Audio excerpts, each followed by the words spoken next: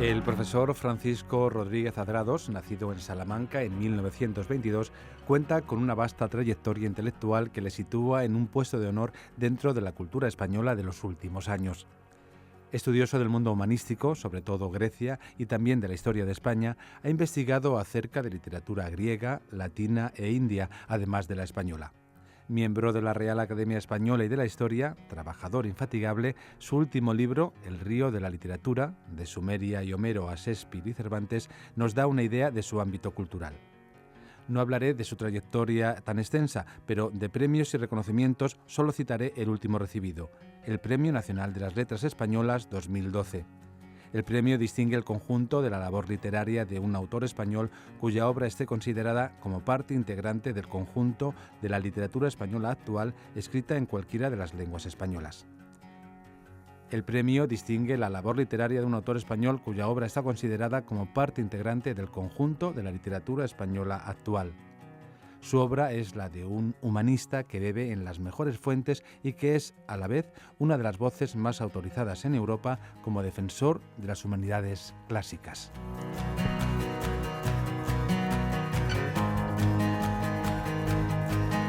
El profesor Rodríguez Adrados fue testigo de los primeros pasos de la UNED hace ya 40 años como impulsor del Departamento de Filología Clásica.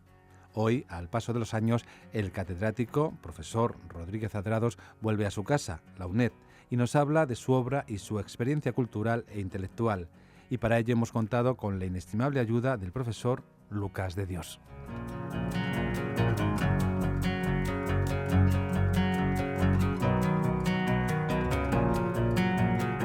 José María Lucas de Dios es catedrático de Filología Griega en la UNED. Es nuestro enlace en esta entrevista, en esta conversación, en este diálogo. José María, un saludo y gracias por acceder a este fondo documental.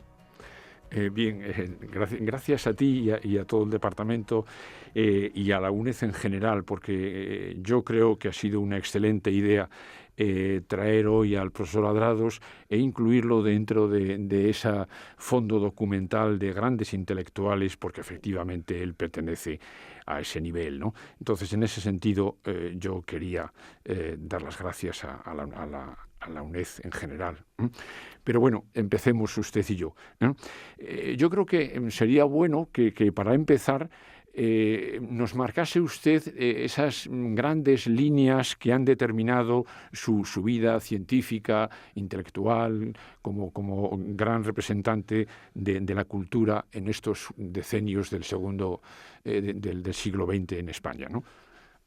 ¿Cómo usted establecería esas grandes líneas de su vida?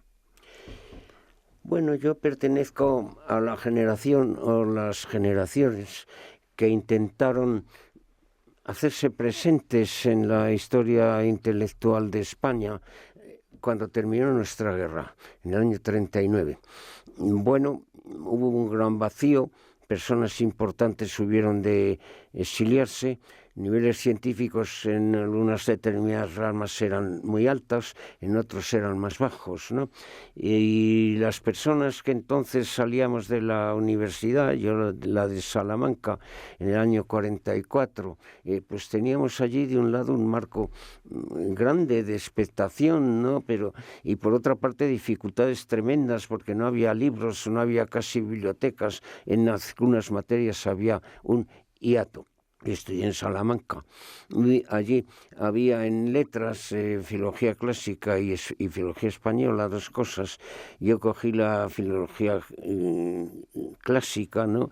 Fundamentalmente empecé con el griego y luego pasaba a muchos otros tipos de estudios, porque siempre he pensado que saber solo una cosa es como no saber ninguna, porque todas están en relación unas con otras, ¿no? Pero aquí en Madrid yo empecé haciendo una tesis doctoral sobre materia griego en el Consejo de Investigaciones Científicas en la Facultad de la Complutense. He sido catedrático en Complutense mucho tiempo hasta que me jubilaron.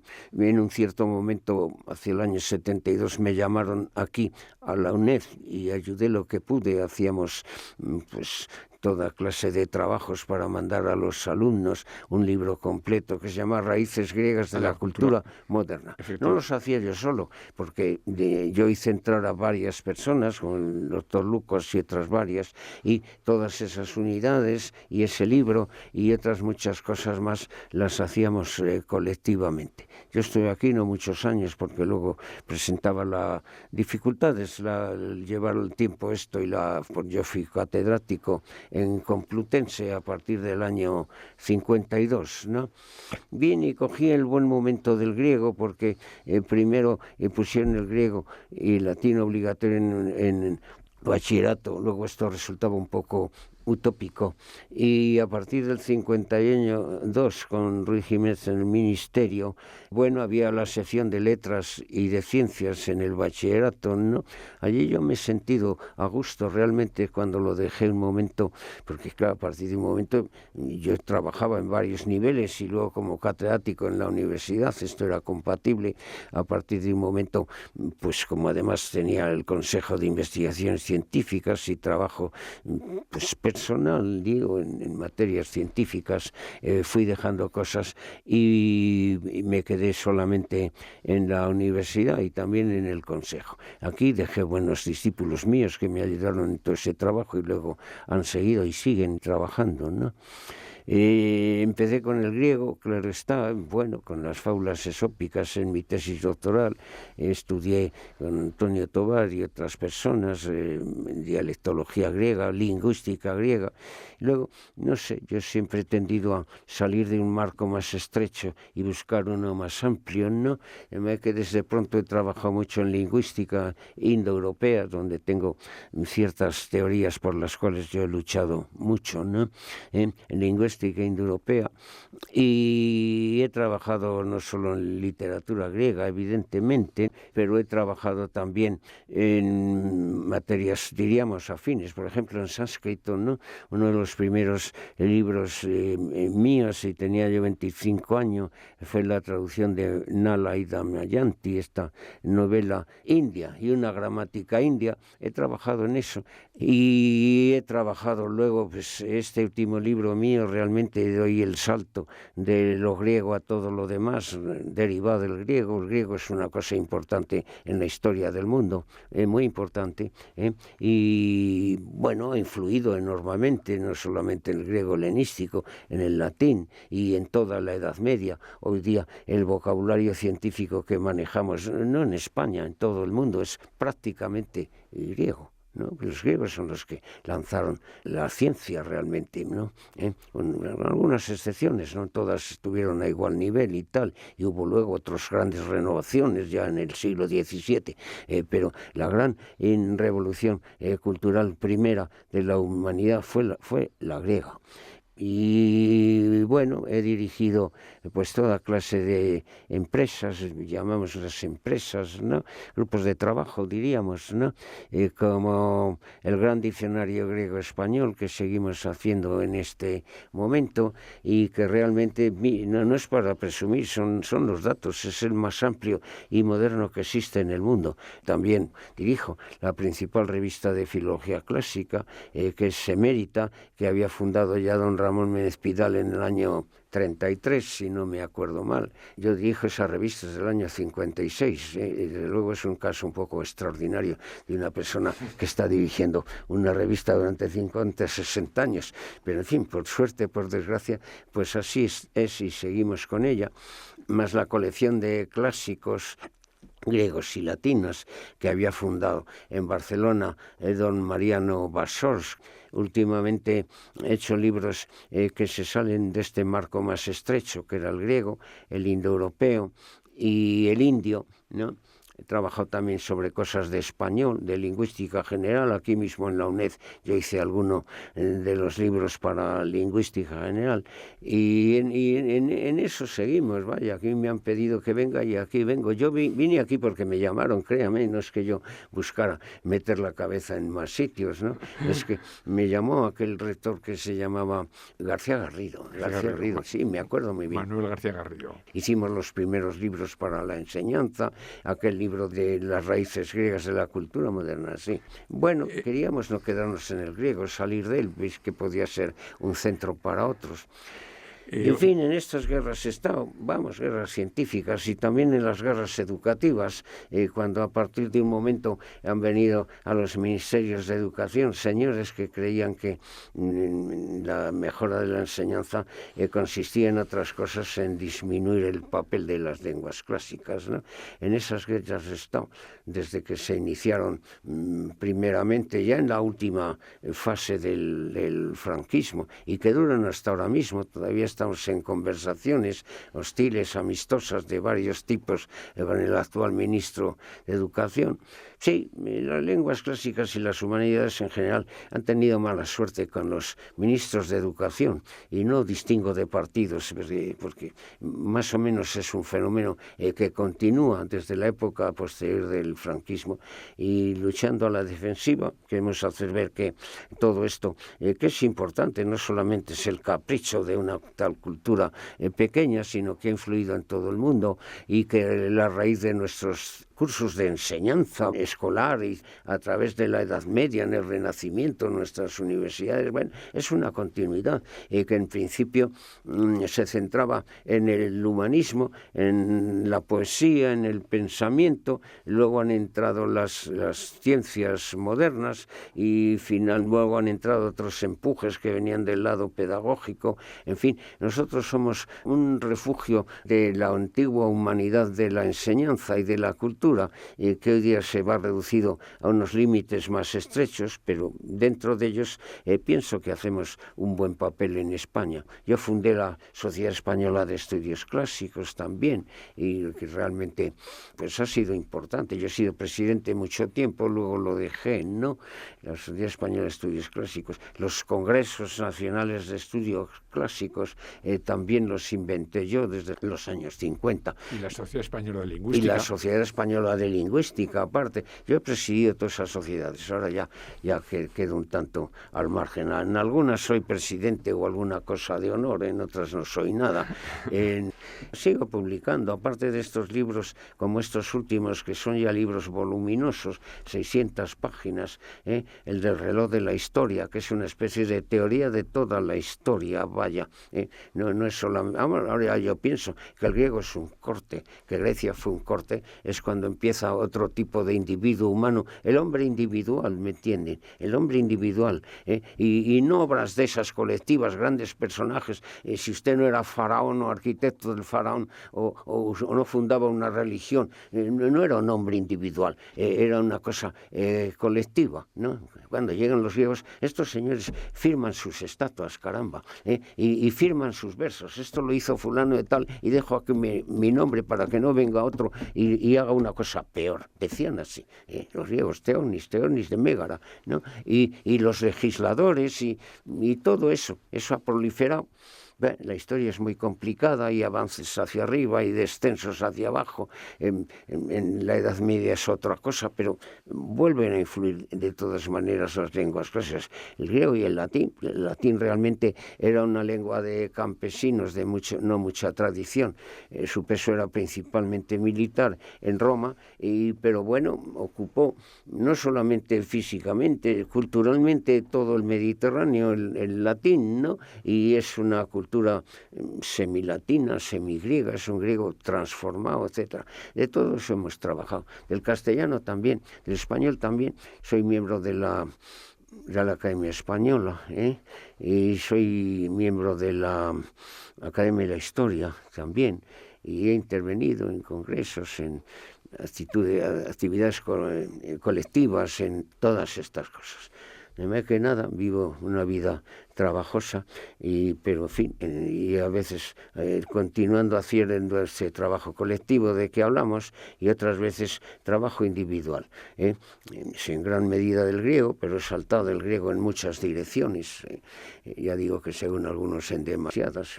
Hay un antiguo alumno que escribió una reseña de un libro mío y que decía que yo había escrito de omni res civil equibundanal, dice de todo lo conocible y algunas cosas más todavía. Bueno, de manera que, en fin, con más o menos suerte, más o menos eco, porque desde España es muy difícil proyectarse en el mundo de las universidades fuera. Hay ciertas tradiciones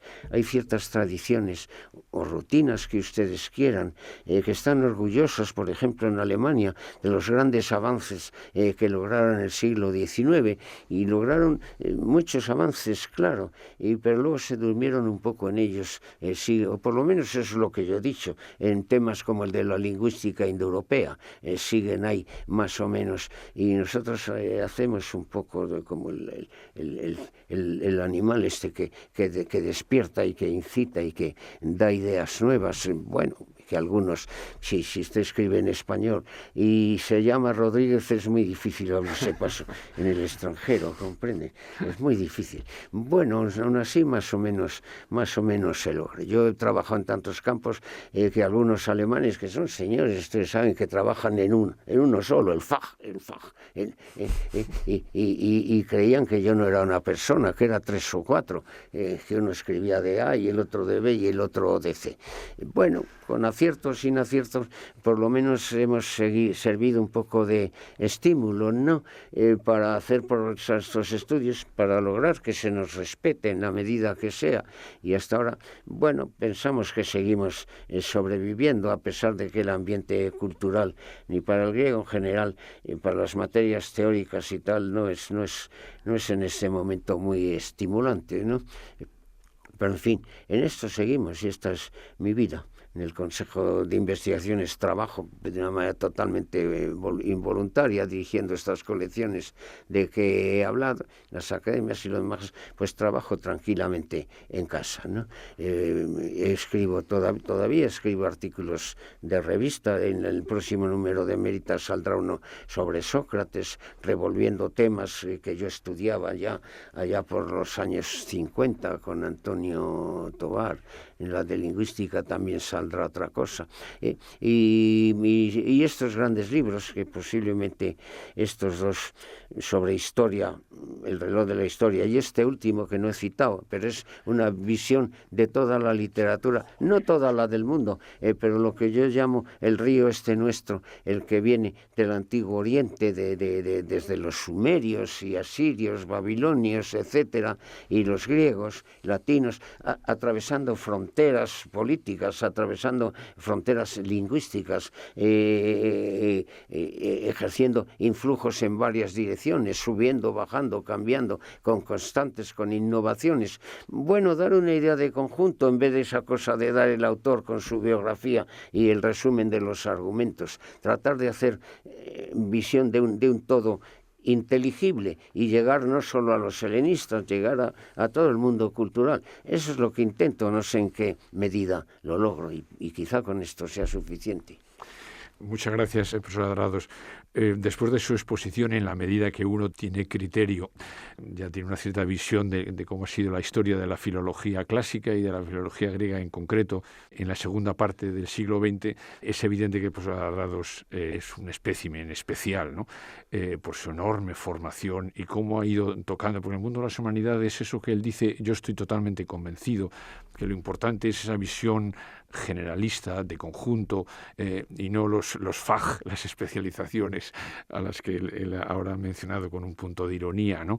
Yo incluso añadiría sus palabras en el sentido de poner una especie como de letra negrita, que en mi discreta opinión, él ha sido el director. Bueno, ha habido muchas cosas importantes en la filología española, en la filología griega en España, pero en la segunda parte del siglo XX, realmente el gran trabajo que se ha hecho en filología griega ha sido el diccionario griego-español, que él dirige con un tesón absolutamente encomiable, ¿no? Después de repetidos decenios de dedicación a él, ¿no? Esa es una obra para la eternidad. Por supuesto, tiene muchos más méritos, pero yo diría que es el gran trabajo que ha hecho España en filología griega. Yo creo, en la medida que llevo muchos años trabajando muy cerca de usted, yo lo definiría como una persona siempre positiva y optimista. Ante esa realidad quería plantearle un problema que yo no sé cómo se va a solucionar, ¿no? Es decir, es claro que en estos momentos en que parece imparable el culto a la tecnología, ¿no? Incluso a la tecnología a veces per se, por sí misma, sea útil o no, ya tenemos la obsesión de crear tecnología, ¿no? Ante esa realidad, ¿usted cómo ve el futuro en el siglo XXI de las humanidades, en las que efectivamente el planteamiento histórico, eso de que es importante saber de dónde venimos para saber a dónde vamos, ¿usted cómo ve el papel de las humanidades en el siglo XXI? Bien, es una pregunta difícil, claro. Bueno, las humanidades es hablar del hombre y concretamente de las constantes en el hombre, porque hay un pensamiento utópico que se repite muchísimo, que es eso de el futuro. Según una cierta ideología, todo es innovación, progreso, y según esa cierta ideología es un progreso siempre hacia adelante. Parece que hay una máquina que lleva al hombre siempre hacia adelante en la misma dirección y con cierta ceguera hacia lo de atrás. Y claro, el hombre es un ser muy complejo, pero se ha formado a lo largo de milenios y su ser íntimo no es muy diferente del antiguo, ¿no? Ese ímpetu que ha creado ciencias y tal, pero también ha creado enfrentamientos, guerras, todo eso, eso continúa aproximadamente, ¿no? El hombre, por un lado, da una imagen un poco de cansancio, otra vez repetir las mismas cosas que luego se pasan de moda, o se ve que todas estas tremendas ideologías para la perfección del hombre y que vienen desde Platón para acá y Buda y los marxistas y qué sé yo. Bueno, la perfección del hombre, desgraciadamente, de cuando en cuando vemos que tiene grandísimas dificultades y que los mismos errores se han repetido muchas veces. El hombre es muy complicado. Por otra parte, da esperanza en los momentos peores, ¿no? Después de la antigüedad, cuando las letras y ciencias decaen, bueno, luego se han ido recuperando lentamente y no sabemos cómo, y se han llevado, sí, incluso las grandes desgracias, pues no son eternas, ¿no? No son eternas. El hombre tiene una gran capacidad de recuperación. Y además es muy diverso el hombre, tiene muchos elementos, muchas fases, no se define de una sola palabra. Vean ustedes, y claro, yo he visto después de la guerra europea las ciudades alemanas arrasadas y tal, y bueno, y resulta que son una potencia mundial. Todo aquello que parecía eterno, pues realmente era transitorio, ¿no? O ven viendo más atrás como aquellos modelos cuando después de la decadencia de la antigüedad y llega el cristianismo, y buscaron un ideal de crecimiento. Buscaban también la felicidad del hombre, claro, tenían la ventaja que como esa felicidad del hombre que buscaban era más bien después de la muerte en el otro mundo, bueno, pues mire usted, a lo mejor está ahí, pero el problema es en este mundo, porque en este mundo tampoco los cristianos lograron la felicidad y ellos lo saben. Y estamos siempre peloteados entre esas tendencias terribles, ¿no? Y los que tienen la verdad, miren usted, a veces esas verdades se pasan, ¿no? Llegaron los cristianos, hicieron muchas cosas buenas, subieron la moral de la gente, la esperanza y todas esas cosas, ¿no? Y los problemas que dirimía la tragedia griega están ahí vivos y presentes constantemente, ¿no?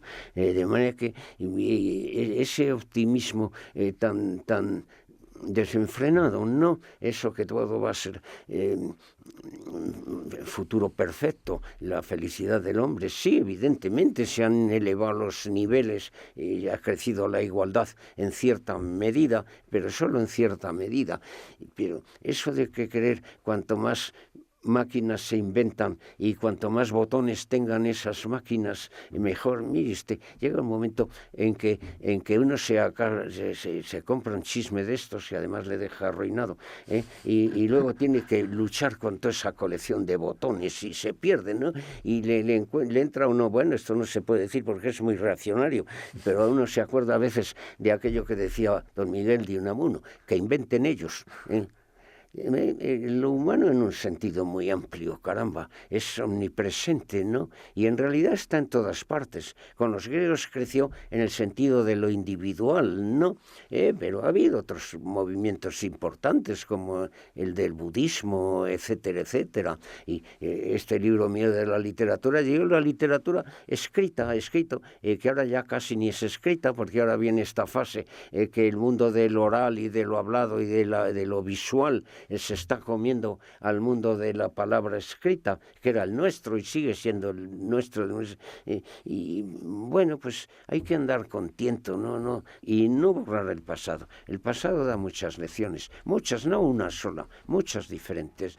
Profesor Rodríguez Adrados, lo que ha escrito, publicado, lo que piensa y lo que dice, nunca será demasiado. Es una aportación impagable para las generaciones que vienen detrás. Muchas gracias por acercarse a la UNED, a su casa, de nuevo, y hasta cuando usted quiera. Gracias a ustedes.